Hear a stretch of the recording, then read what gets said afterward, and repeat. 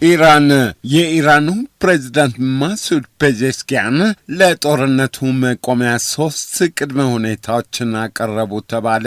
ፔዜሽኪያን ካቀረቧቸው ቅድመ ሁኔታዎች መካከል በአፍታቱትም ማንኛውም የኢራን ሕጋዊ መብት መጠበቅ ቀዳሚው እንደሆነ አልጀዚራ ጽፏል።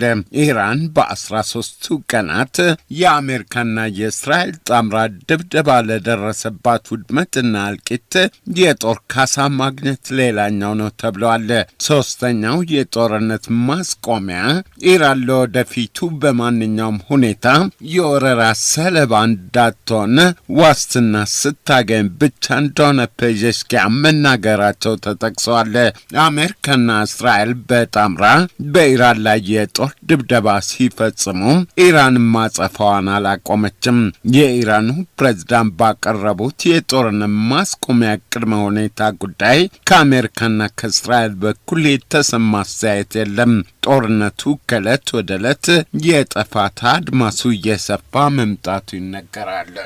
በሌላ መረጃ የአሜሪካ ጦር የኢራን የወደብ ሰራተኞች በሙሉ ራሳቸውን ከወደቦችና አካባቢያቸው እንዲያርቁ አስጠነቀቃቸው። ማስጠንቀቂያው የአሜሪካ ጦር በኢራን ወደቦች ላይ ከፍተኛ ድብደባ እንደሚፈጽም ግምት ማሳደሩን አልጀዚራ ጽፏል። ማስጠንቀቂያው ከወደብ ዕቃ ጫኝና አውራጅ ሰራተኞች ጀምሮ እስከ ኃላፊዎች ወደ ወደቦች ድርሽ እንዳይሉ የሚጠይቅ ነው ተብለዋል። ማስጠንቀቂያው የተላለፈው በተለይም በሆርሙዝ ሰርጥ አቅራቢያ ለሚገኙ ወደቦች ሰራተኞች እንደሆነ ተጠቅሷል። የኢራን የህዝብና የጭነት ማጓጓዣ መርከቦች ሰራተኞችም ከመርከቦቹ ራሳቸውን እንዲያርቁ መልእክት እንደተላለፈላቸው ተሰምቷል። ማስጠንቀቂያው የተሰጠው በአሜሪካ ማዕከላዊ እዝ እንደሆነ መረጃው አስታውሷል።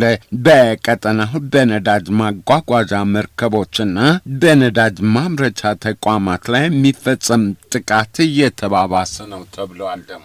ፈረንሳይ የዓለም አቀፉ የኢነርጂ ድርጅት 32 አባል ሀገሮች በኢራኑ ጦርነት ምክንያት የተከሰተውን የነዳጅ አቅርቦት መሰናክል ለማቃለል 400 ሚሊዮን በርሜል ነዳጅ ከመጠባበቂያ ክምችት እንዲቀርብ ተስማሙ።